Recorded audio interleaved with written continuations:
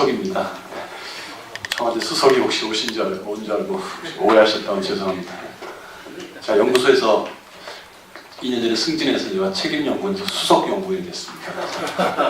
수석 연구원입니다. 아니 제가 이제 오른쪽에 계신 이 네 분의 선생님들, 선배님 굉장히 존경하는 분들입니다. 왜냐하면 이 험난한 시절에도 바른 소리, 정의로운 소리, 또 진실된 얘기를 많이 하셨습니다. 아주 속 시원하게 많이 하셔서 저는 아직 좀 겁이 많아갖고 또 정부기관에 또 있기도 하고 또 해서 좀 조심조심 얘기하지만 그래도 이 네 분의 제가 선생님들, 선배님들 보면서 참 용기를 얻을 때가 제가 많이 있었습니다. 어떻게 저렇게 북한에 대해서 남들이 얘기하지 않을 때 바른 소리를 할 수 있었는지 참. 근데 다행히도 향후 5년간은 우리가 이런 진실된 얘기를 좀 해도 괜찮은 분위기가 앞으로 5년간은 좀 유지될 것 같아요. 그래도 그 5년 후에는 잘 모르겠어요. 그래서 그 5년 동안 아마 오늘 세미나 한 것도 우리 안보의식이라든가 여러 가지 문제들 우리가 이제 5년 동안에 좀 제대로 바로잡아야 되지 않을까 하는 그런 생각이 듭니다. 그 5년 후를 우리가 대비해서라도 그런 생각이 듭니다. 이 북한 핵인데 저는 이동복 선생님 말씀하셨듯이 이 북한의 핵은 단순히 핵 문제로 끝나는 것이 아니라 이 체제 변화와 절대적으로 관계됐다는데 저도 동의합니다. 작년 4월에 북한이 헌법 개정을 하면서 아마 다 아시겠지만 핵 보유국 삽입, 핵 보유국이라는 것을 넣어버렸습니다. 그래서 핵 포기는 헌법과 관련된 문제로 헌법 개정을 해야만 핵 포기가 가능합니다. 그렇기 때문에 북한 체제가 변하지 않고서는 헌법을 개정하지 않고서는 김정은 정권이 변화하지 않고서는 혹은 올라가지 않고서는 핵은 포기는 힘들다. 따라서 이 체제 변화 유도와 굉장히 관계된다. 저도 역시 마찬가지입니다. 다만 체제 변화를 유도하기 위해서는 우리가 어떤 방법을 써야 할 것인가에 대해서는 강론에서는 좀 차이가 좀 있지 않겠는가 하는 그런 생각은 듭니다. 송대성 소장님 글을 쭉 보면 참 논리정연하고 물론 다 동감합니다. 또 속 시원합니다. 그러면서도 또 한편으로는 이게 좀 불안한 감은 또 제가 있습니다. 제가 이제 논문 심사라든가 이렇게 많이 하는데 보면서 이제 제가 이해되지 않으면 다른 사람도 이해되지 않겠지 하는 제가 심사위원들한테 합니다.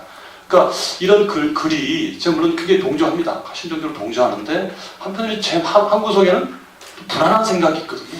이게 진짜 현실 가능할까 하는 그런 생각이 있습니다. 그러니까 저를 설득하지 못하는 다른 사람들, 바깥에 있는 저보다 우리들과 이제 다른 생각을 갖고 있는 사람들은 전혀 설득하기 굉장히 곤란하지 않겠는가 그런 생각이 들어서 제가 두세 가지만 여쭤보고 싶습니다. 제가 원래 질문은 잘 안 하고 제 얘기를 좀 하는 편인데 오늘 굉장히 좋은 글이 쓰셔갖고 제가 많은 감동도 받고 있는데 대응 전략이 여러 개입니다. 8개 정도 되는데 여기 보면 굉장히 센 것도 있고 현실 가능한 방법도 있습니다.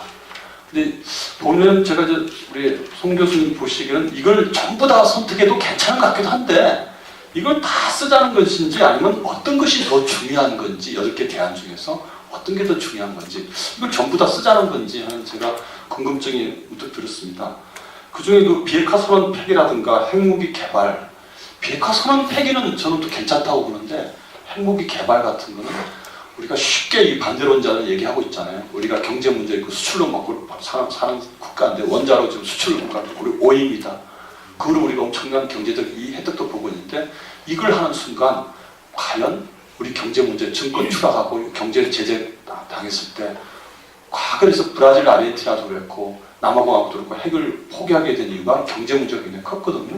그래서 이 문제 우리가 이제 가끔 핵 개발론 얘기 나왔을 때 저도 심정적으로 동조하지만 그러면 여기 후폭풍이 왔을 때 우리의 대안 문제까지 좀 같이 좀 제시가 되죠. 그거를 아주 논리정연하게 우리가 경제 문제에 대한 대책이라든가 대미 정책에 대한 대책도 같이 세워야 되지 않겠나. 그래야만 불안하지 않겠는 생각이 듭니다. 또 우리가 해구산이 전환 재배치 저도 굉장히 동의하고 있습니다. 한반도 재배치인데 제가 군사 전문가 아니어서 잘 모르겠어요. 그래서 얼마 전 제가 국방부 이쪽 세미나 가서 물어봤어요. 해구산 핵 전환 배치가 가능한가? 근데 오늘 우리 송선에게 9,400개 전술핵이 있다고 정확하게 말씀해 주셨어요. 근데 그때 제가 이제 들은 얘기가 우리 한반도에 있던 전술핵은 이미 폐기가 됐다고 합니다. 폐기가 됐는데 유럽 쪽에 나가 있는 전술핵을 다시 갖고 와야 돼요. 갖고 왔는데 그게 낡았다고 합니다. 그 전술핵이 낡기 때문에 리모델링을 해야 된다고 하더라고요. 그러면 그 리모델링 해야 될 때 그 과정이 또 하나의 그 어떤 정책적인 문제가 발생하고 또 그러면 미국의 어떤 전술핵무기, 유럽에 배치됐던 그 전술핵무기를 한반도에 무엇을 갖고 올 것인가? 그러면 그 비용은 또 누가 감당할 것인가? 또 해구산 재배치 문제는 이 우리나라 주한미군과 우리나라 군의 저 이제 군사 전문가 아니라 잘 모르지만 여기 우리 퇴직하신 우리 선생님들 계시니까 또 우리 장군 출신이시고 다 대령님도 계시니까 잘 아시라고 그러는데 이 작전, 군 부대 관리 운영 체계도 변하지 않겠나 그런 얘기를 하고 있습니다. 전술 핵 부대가 이제 창설되면서 부대 자체가 현재 우리 재래식 군 부대의 어떤 전략이 아니라 그 전술핵 부대의 어떤 전환으로 바뀌기 때문에 전반적인 군작전 운영 체계로 전환한다. 이런 얘기를 제가 얼핏 한번 들었습니다. 그 다음에 아까 통합군과 이제 뭐 그런 얘기 했는데 그것도 제대로 합의가 되지 않고 있는 우리 국회에서 반대하고 뭐 여러 가지 합의가 되지 않는 체제에서 이런 그 군용 체계도 한번 어떻게 고려해야 될 우리 하나의 그 정책적 과제가 아니겠는가. 저는 그래서 한번 여쭙고 싶습니다. 이런 문제들이 좀 더 논리적으로 보완이 돼야만 해구산이 되지 않겠나 들고 또 한 가지 마지막 질문은 이제 해구산 배제에 대해서 이제 중국의 문제를 말씀하셨는데 송 소장님 글에는 자세히 잘 나와 있습니다. 중국의 반발 이런 게 쭉 나와 있어서 맞긴 맞는데 한편으로 저는 핵 그 우산을 재배치하고 우리가 핵폐기 선언을 하고 하는 그 과정에서 항상 전쟁은 모든 게 이루어졌을 때 나는 게 아닙니다. 상대가 불안하고 상대가 무슨 준비하는 과정에 먼저 선제 공격을 하게 됩니다. 예방 공격을 해서. 그래서 항상 우리 외교사를 보면 저것이 그 선제 공격이냐 아니냐 막 그런 얘기가 막 나오잖아요. 자신이 방어 전쟁이라고 얘기하잖아요. 사람들이 자기 먼저 전쟁을 일으킨 국가들이. 그러면 저는 중국을 한번 그런 생각을 해봅니다. 우리가 핵을 개발하고 또 핵우산을 들여오는 그 과정에서 우리가 북한에 폭격 안 하듯이 폭격할 수 있다고 얘기하셨지만 중국도 마찬가지입니다. 중국도 우리 핵 개발하고 있는 그 시설에 중국이 폭격하지 않으리라는 법이 없습니다. 그 과정에서 중국도 바로 오시라 원자로 폭격하듯이 이스라엘이 하듯이 중국이 이 상태라면 북한을 폭격하는 것이 아니라 혹시 우리에 대한 안보상의 폭격하지는 않겠지만 뭐 하지 않으리라고 저는 보고 있습니다. 그렇지만 위협을 가할 수도 있고 뭐 그렇게 된다면 과연 우리가 오히려 핵을 개발했다가 중국의 그 대북 군사적 제재 압력에 만약에 부딪히게 된다면 이러지도 못하고 저러지도 못하는 그런 상황에 봉착하지 않겠는가 하는 그런 우려, 불안감이 제가 있습니다. 그에 대한 또 명확한 논리적인 얘기가 좀 있어야 되지 않을까.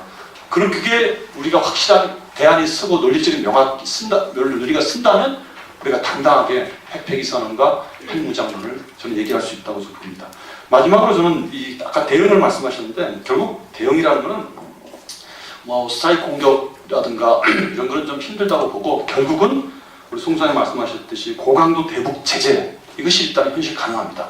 고강도 대북 제재를 하면서 정권과 주민들 차원을 나눌 수가 있습니다.